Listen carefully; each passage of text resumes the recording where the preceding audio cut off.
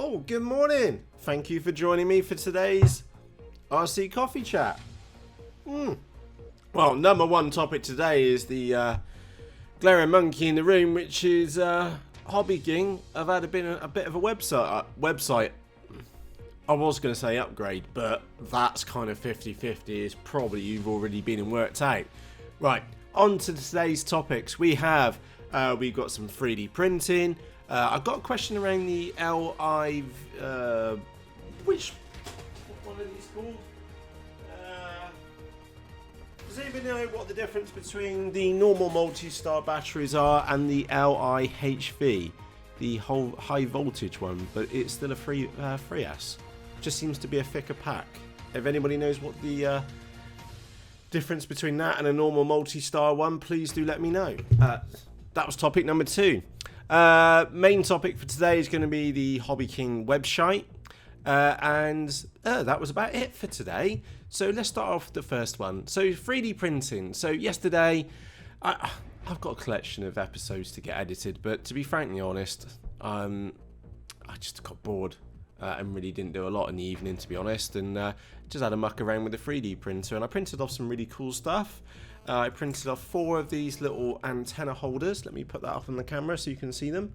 So I printed off 4 of those, and therefore like the X8R or the L9R, just to hold the antennas up. So if I just jam that one in there, and jam, well, probably won't fit because I was using Velcro before, but that works out well, Matt. Let me just quickly jam that in there, and I'll just pop that up there on the webcam so you can see what I mean. So you got them at an exact 90 degrees for maximum range. So I printed off 4 of those. What else did I print off? I'll put this up on the screen actually. I'll put this first one. It's a little winglet protector for a bonsai flying wing. So I printed 2 of those out. I also found the Texumo one as well. So this is by Painless 360. Really cool chap. What's his name? I'll remember it in a minute. Anyway, also a winglet protector for the Texumo. I printed 2 of those out, which actually I need to go and print another 2 out for the other Texumo as well. I did try printing out this nose protector after seeing Nabil's mid-air collision. I did print out a nose protector for the mini Talon, but then I screwed it up part way and then ended up plunging the heater element into the top of it. So yeah, that didn't go very well, but it's rock solid, and I think I only did it on about 15% fill. I think what I am going to do when I go and reprint this one is print it around about 40%, so it'll be a much finer little hex pattern in there. Pentagon hexagon pattern in there, so it's stronger on the front, because there is a bit of flex in there, and I'm thinking matte style landings, that would be an issue. And also I did find, now let me put this on the screen for you, I did find this, which is a little knacker duct. So let me just put that on the screen for you. So let me see on the webcam if you can see that. Yeah, you can kind of see that, but I don't know if you can see how thin it is. If I put my thumb behind, or put some green behind it, you can probably see straight through it. So I got SketchUp up and edited it a touch. I made this version, so I put a little thicker bottom on it, and I'm super impressed with it. So that one, yeah, you probably won't be able to see through it because it's a million times thicker. And what I was thinking with this little thin one is, yeah, it's very lightweight, but you only got to hit it with a battery, and you stuff your battery in, and it's no longer in one piece. So I made a thicker bottom version, and I also made 3 other sizes as well and popped that on Thingiverse last night.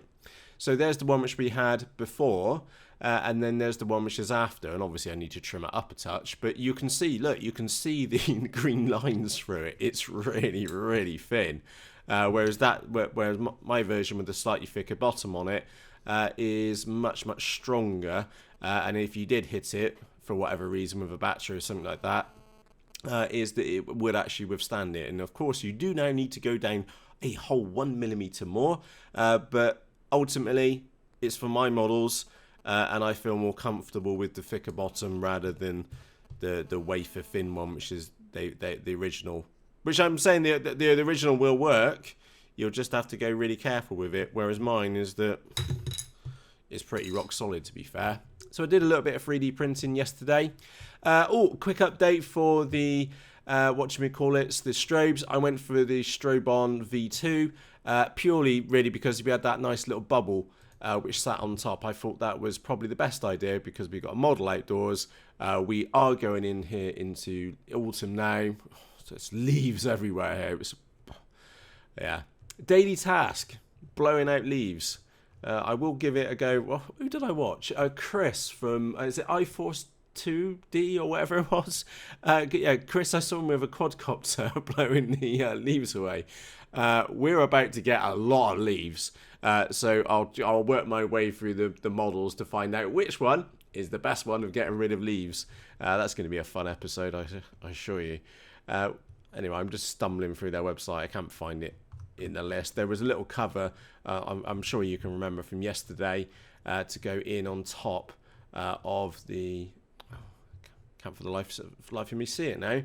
But there was a little dome little cover which goes on top, and I thought that was best just because of the weather. It's not going to be great here in the UK for a couple of months now. So anything to keep the damp out is probably a very good idea. So we went with that one. So on to the main topic of today, which is HobbyBalls have been and released a new website.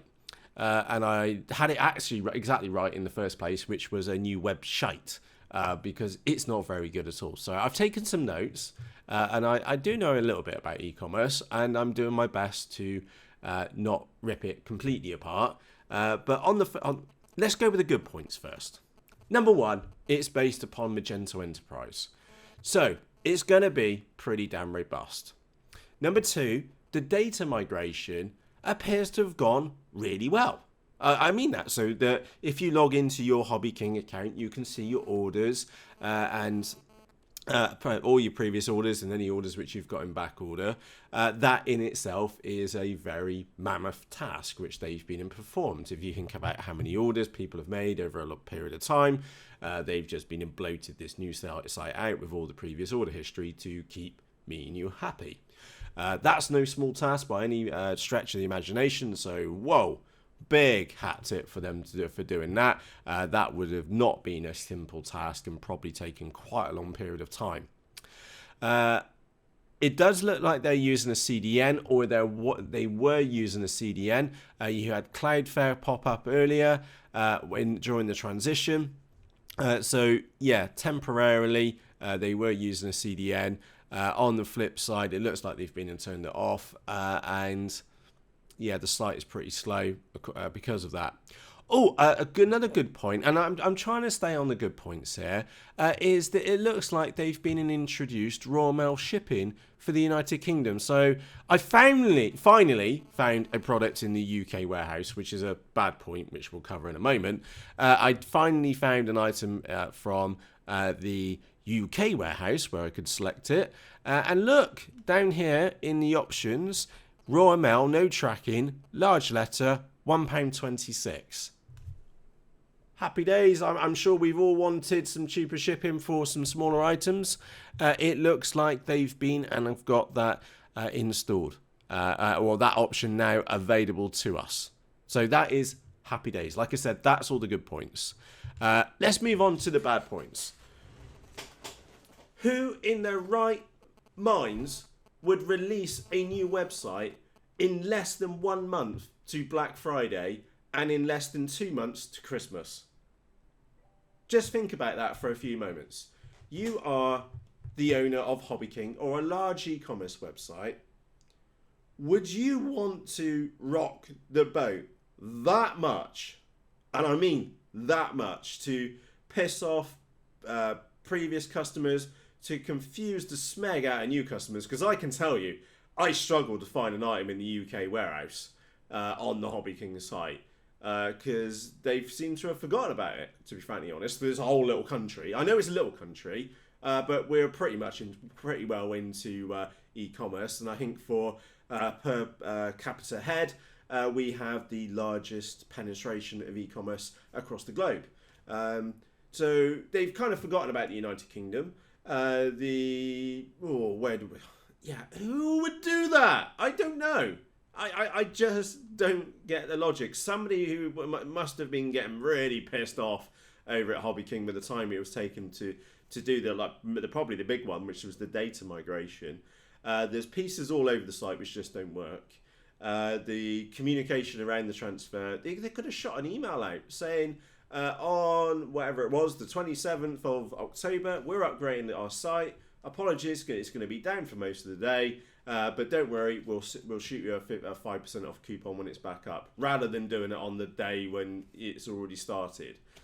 So we've got Black Friday coming up. I think it's the 25th of November. So that's like they've got literally the deadline is less than a month for them to sort this out. The amount of people which I know who are saving up for their Black Friday deals, and I don't know how well that's going to go this year.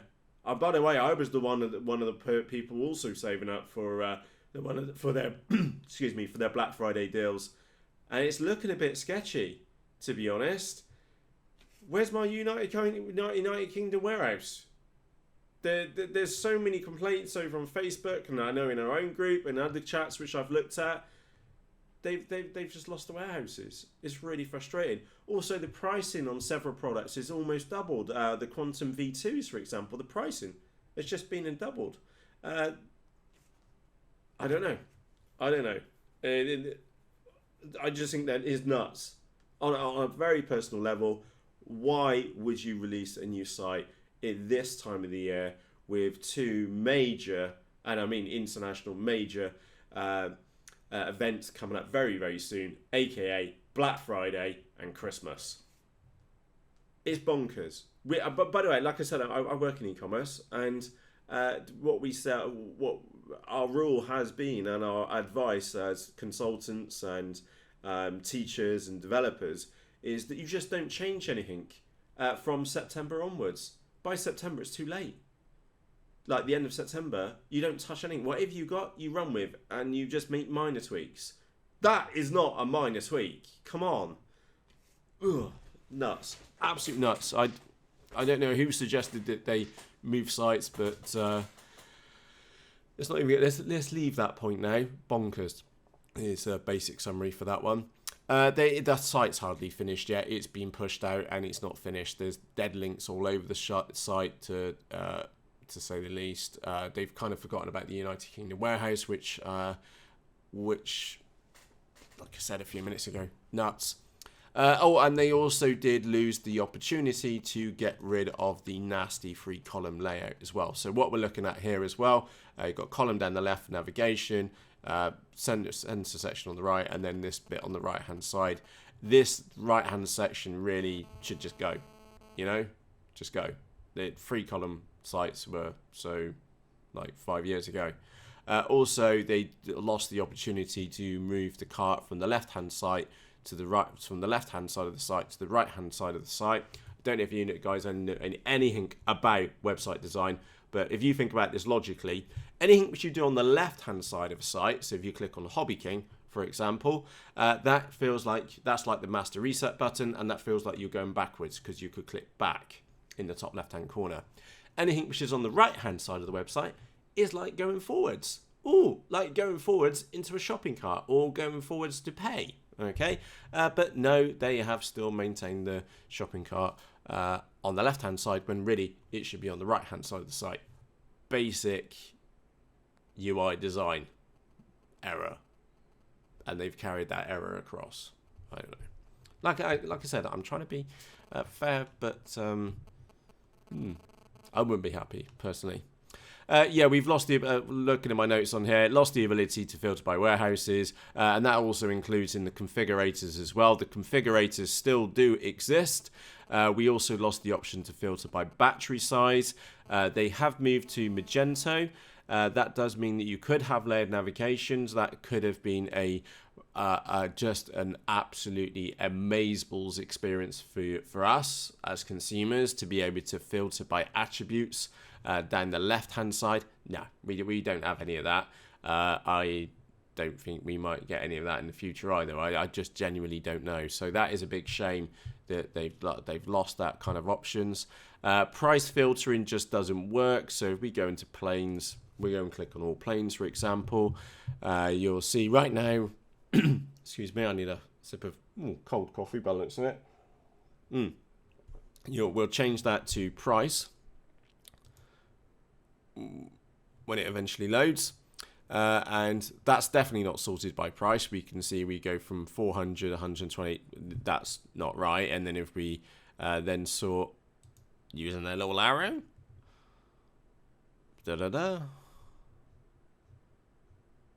I've got dollars in here. It kind of works, but then the pricing shot as well. And I also don't understand what's going on with this starting from price as well. Kind of peculiar. And the more I've navigated around this models through these models, is the amount of products which are just out of stock is just unreal. And there's 17 pages of models, which is actually a very good thing. It's nice to see that HobbyKing have so many models, but there's so many out of stock. You just get annoyed by page 2 probably. So yeah. And the other one is just give you a hat tip, heads up, is that it does look like you need to make the warehouse selection in the shopping cart. That is so odd. That is going to confuse so many different customers. It confused me. Why would you have the warehouse selection in the shopping cart? I don't know. Especially compared to what they had before. It worked pretty good, to be honest. Little give you a heads up. Before they had an ASP-based website, as much as I personally don't like ASP, I do find it quite confusing to code with. And by the way, before you say, oh, Matt, you hate Windows and stuff like that, I didn't particularly care. I always just found ASP rather confusing.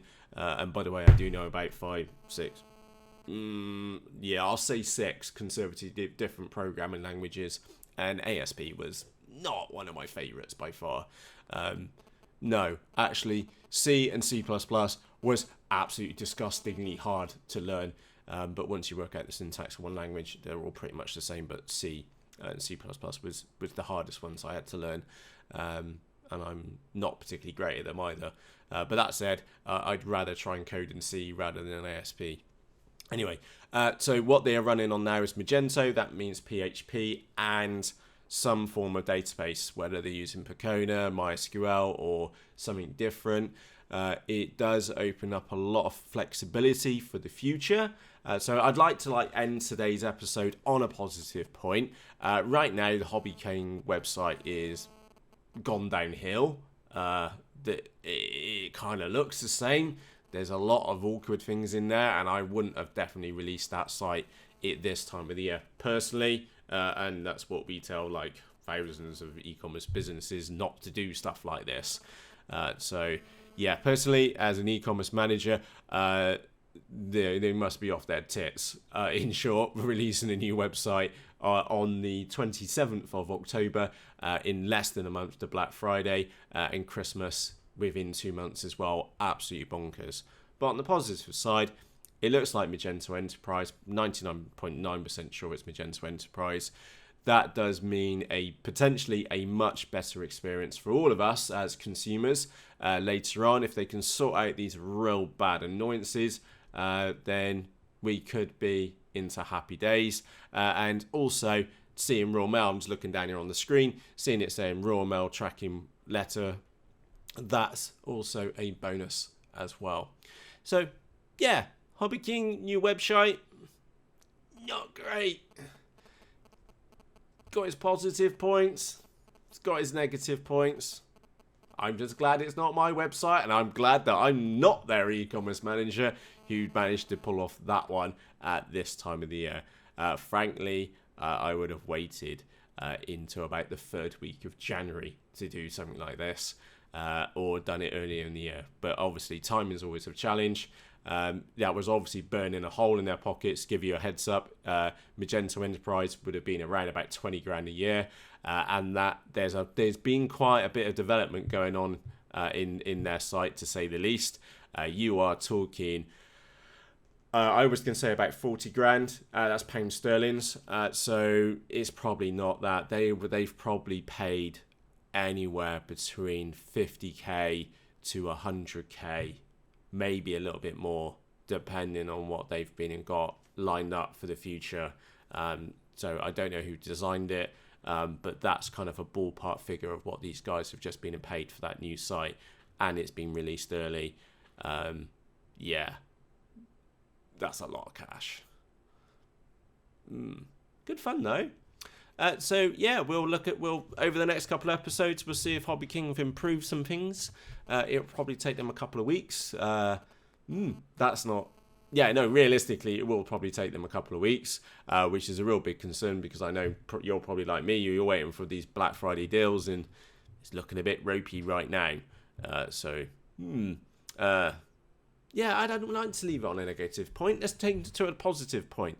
I've got some winglets for the TechSumo so they don't keep chipping off. And by the way, the thing which I wanted to point out to you is that just look these up. On Thingiverse, just go to thingiverse.com, just type in TechSumo or Bonsai, you can find a whole collection of items on there. Is that if you don't have a 3D printer, it's not the end of the world. There are lots of sites out there which offer 3D printing for you. You can download the files, so you'll see there's a TechSumo bumper.stl. You click on that file, it would download, and that's the file which you then upload to one of the 3D printing sites. That you've got 3D printing sites all the way across the world, and if I click on that one, what they added was order this printed. There's a collection of sites where you can go and get this item printed for you. Because it's tiny, it would just be pretty cheap, like £1, something like that, plus postage. And I'm just guessing on that one. Yeah, 3D hubs. That was what I was looking for. Go and have a look at 3D hubs. So number 3, D, and then hubs. Look up those guys. Super cheap, and you can find people which are close to you. You might be even surprised. You might have one in your local village or city where somebody else has got their printer hub up on there. So maybe you could go and collect it instead. So yeah. Oh, and the Nacra ducks. I thought they were really cool, and I made some tweaks to them as well. So yeah, quick summary of what we've been covered today in today's RC Coffee Chat. We had a look at some 3D printing. I will do a bigger episode on that one, but that's all I was doing last night because I really didn't have any motivation to do much. So I just had a lazy night mucking around with some 3D printed parts. Oh, the topic on the multi-star LIHV batteries, those ones. What makes those different between those and the normal multi-star, the low C, the 10C ones? What's the difference? Anybody know? Let me know in the comment section underneath this episode, because that one's bugging me. What else we got? Yeah, new HobbyKing website has some good points. Has a lot of bad points on that one. And on that note, let me know what you think about the new HobbyKing website. You can do that in the comment section underneath this episode. And if you've got any idea on those multi-star batteries, I would be super curious. And again, you can let me know in the comment section underneath this episode. So with that said, my coffee is now stone cold. Have a fantastic day's flying. If you're going out flying today, I think I might be doing a bit of slope storing this afternoon. No, it has to be lunchtime because I need to be back here later. And also, there may not be an episode on Saturday morning. Excuse me. There may not be an episode on Saturday morning. The reason it looks like we're going flying, it'll be off early. So I'll see what happens on Saturday morning. So yeah, don't panic if you don't see an episode on Saturday morning, because that just means I've gone flying. Haha. Oh, the reason why it is is because ta-da-da, that would be my Phantom Flying Wing. And I had to do a little bit of trimming down the sides. And yeah, I got two 4,000 milliampere 3S packs in there. Because again, I'm still waiting for my 5200 4S packs to come off back order with HobbyKing. So in the meantime, I've got the little plug which I've been made there to join these two batteries up together in parallel, which then gives me 8,000 milliampere hours, which is lots and lots and lots of flight time. Oh, and yeah, there's those bigger ones. So I'm using these ones to begin with. I will just make sure that these slightly taller ones also fit in there as well, so I can get at least 2 flights out of her too. So with that said, time for me to wrap up. Thank you for joining me this morning for a cold, I'm not even drinking that, coffee chat, and all those things I asked. Remember, you can let me know in the comments section underneath this episode. So with that said, from myself, Matt, cheerios!